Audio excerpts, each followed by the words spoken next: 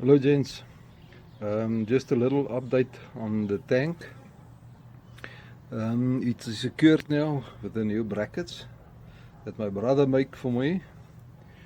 So it is on. I still need to put this rubber bands between the brackets and the tank, but this is just for a test.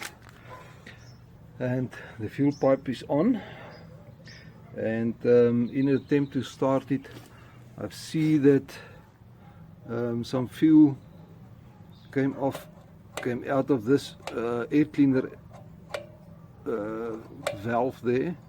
Not much, but when I turned it, I can feel, you can see now my fingers will be wet of fuel. You can see. So if anybody can help me just with the idea what the problem might be. It doesn't seem if the chamber is too full. Something it's got to do with the needle valve. So any ideas will be welcome.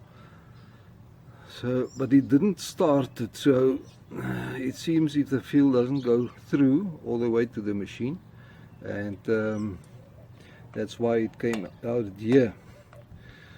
So yeah, just a little update so far. So I'll see whether there's something blocked or what, but I'm sure if I can fix that, the machine will start running. I've started to seal the radiator. In that corner was a leak, so there I've put some glue in, as well as in that corner there was a little leak there, and in the center there was a leak, and I've done the same at the other side. So I hope I catch the hole where it leaks. I've used Pratley steel quickset. You mix it 50-50. It's a very strong steel bonding epoxy. And I've also started cleaning the copper cap.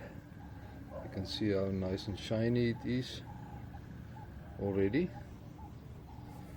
So we're making slowly progress.